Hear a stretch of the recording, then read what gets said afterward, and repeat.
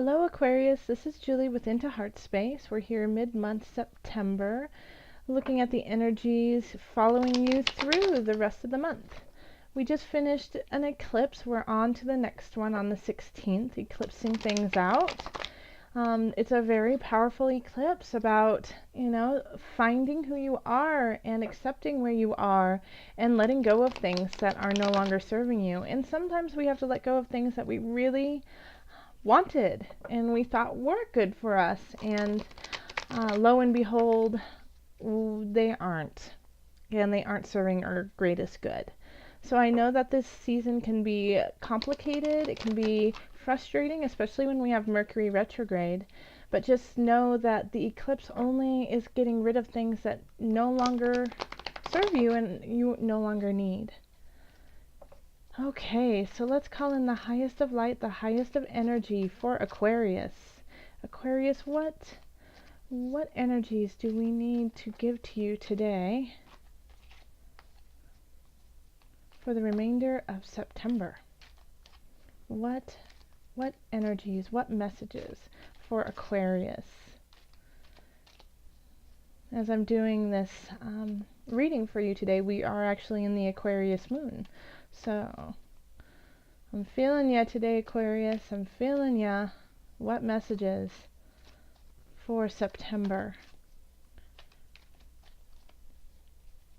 Okay.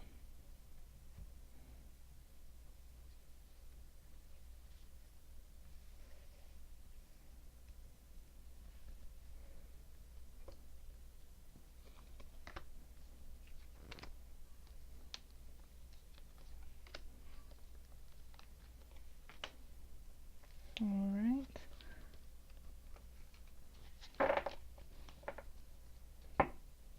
And then the beneath card is the Tower. Okay. So that's the energy that's being brought in from the beginning of September, and I just did Capricorn's reading, and they had it in their overview. So I mean, it's always so lovely to see how we're connected, and we're all feeling similar energies in different ways. So Aquarius, your overview is the High Priestess. In love, we have the Empress. In work, we have Six of Swords. In the financial, we have the King of Wands. And then in home, we have Strength.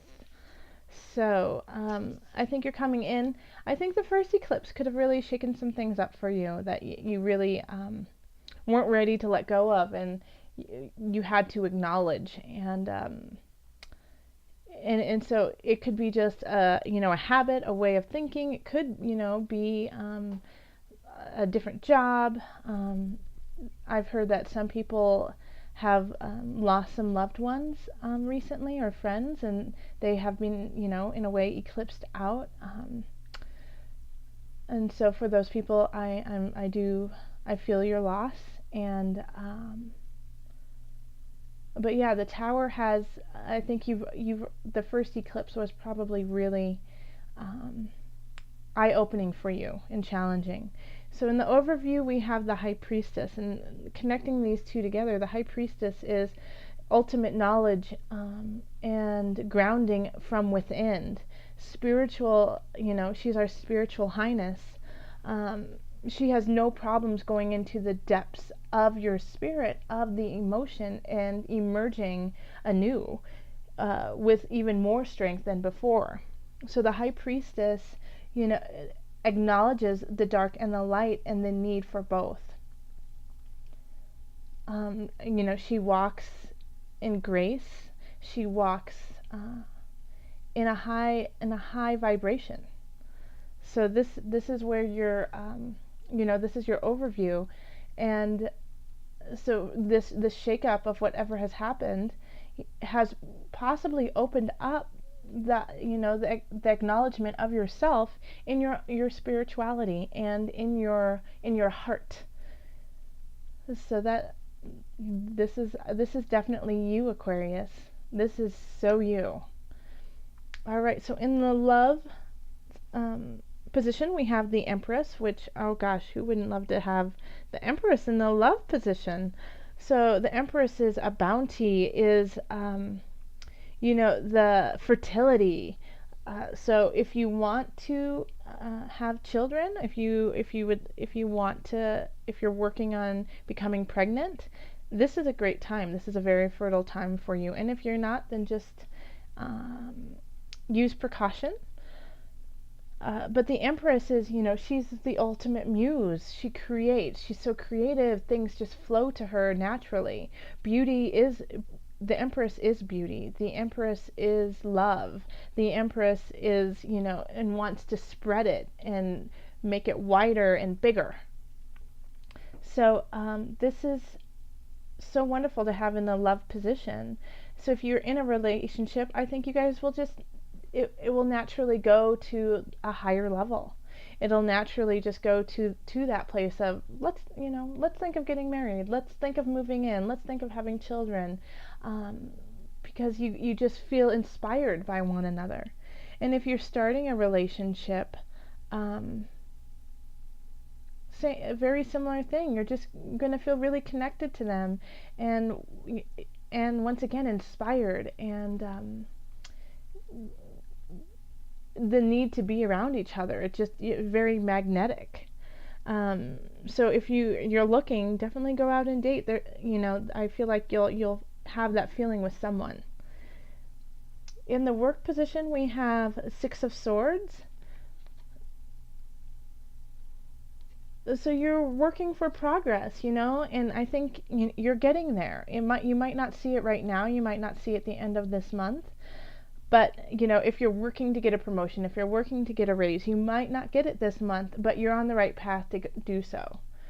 If you're starting a business, you might not feel like it's really taking off, but you're on the right road for it to take off in the future.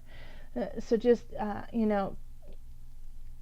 you can't see it, and it might like see all these swords in front of you.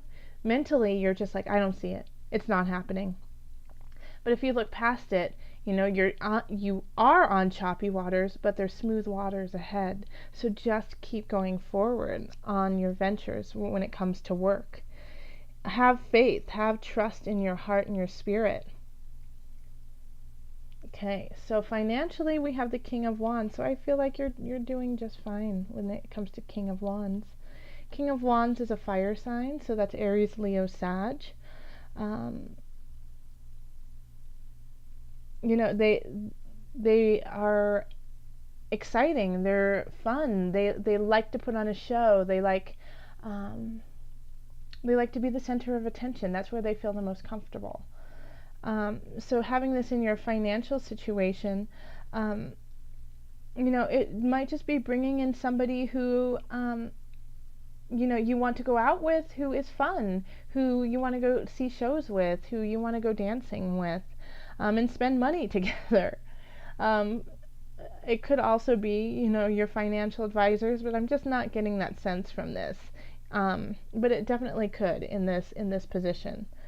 But I feel like it's kind of like your balance. It's your, you are in this space of head and heart, and this person here just wants to go out and have fun. So you're like, no, I'm on this very deep journey. And then the King of Wands is like, yeah, but you got it. Let's go have a great meal. Let's go listen to music. So I think they're helping you kind of balance things, especially after such a shift. I think they're trying to bring some fun and happiness into your life, and it might cost a little bit, but it'll be worth it. In the home position, we have strength. So with strength here, well, I feel like this might have to do a little bit with Mercury retrograde. Mercury's retrograde through the 22nd, but it'll still be through its shadow through the rest of September. So you might have some things that just break, like your computer might go down, or your phone, you lost it and then it's in the toilet, or your dishwasher flooded. So, things like funny like that. And you might just want to be like, forget it. I'm done with this. But strength is saying, just chill out, just step by step, be strong. also, I mean, with strength, I do also I link it with, and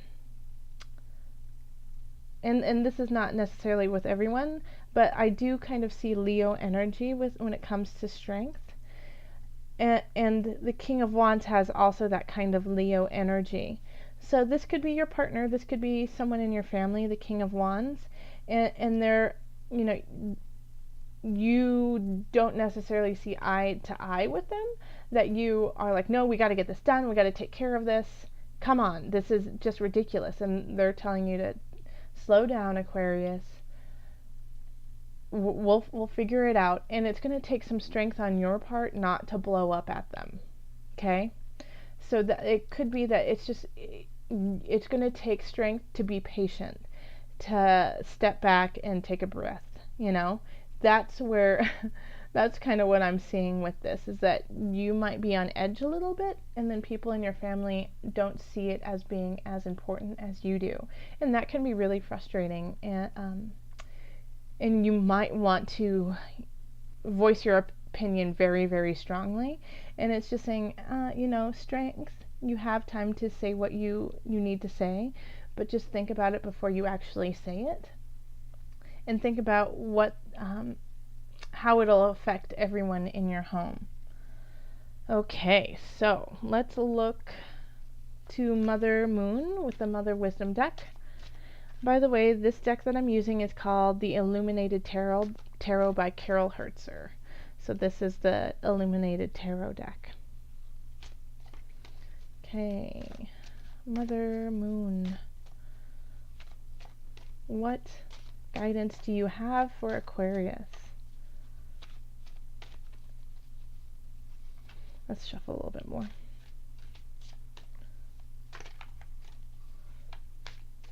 Okay. Oh, that one.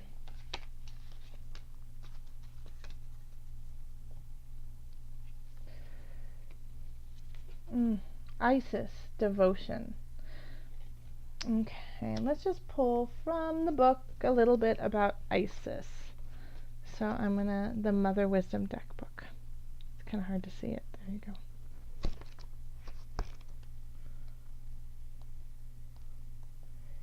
Now, also a little bit about this deck too is that it's called the Mother's Wisdom deck. So it talks often about mothers and nurturing. I just want Aquarius to know that everyone has has something that they need to nurture. So even if this deck, I mean, even men have that mothering tendency with something in their life.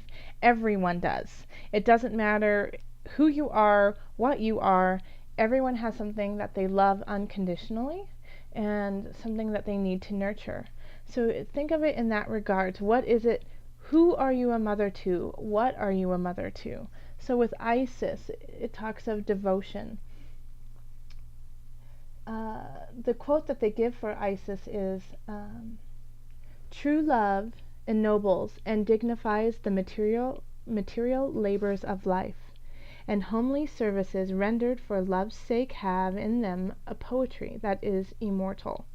That's by Harriet Beecher Stowe. Let's see. The card of unstinting affection and highest sacrifice. Isis signifies an expansion of your capacity to be selfless. Love comes effortlessly to mothers, but the hard-won art of devotion gets learned day after day as we put our children, and you can replace the word children with work, with partner, with family, with animals. You know, you can replace children. Not saying children are replaceable, but in your life it could be something else. So as we put our children slash anything that is like a child to you, grudgingly and ungrudgingly first,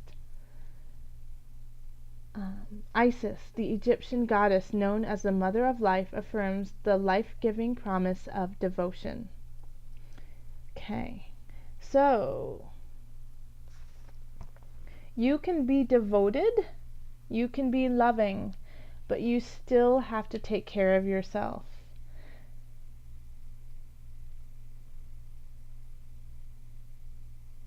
So that's exactly this, okay?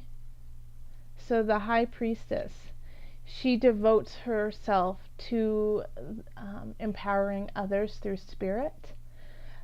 She has already wept her deep tears. She has went into the mud and arised the lotus, and by doing that, she also recognized that after that she has to take care of herself in order to keep giving to the people who need it. So yes, you've already had a challenge. You've had a challenge that you've had to deal with. So Isis is asking you that to give your devotion, but in doing so, stay in love of self.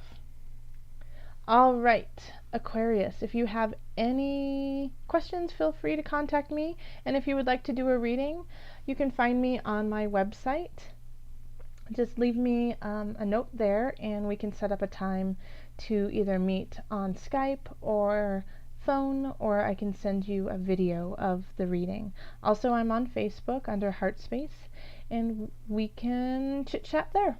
All right, thank you so much, Aquarius. Love, joy, and blessings.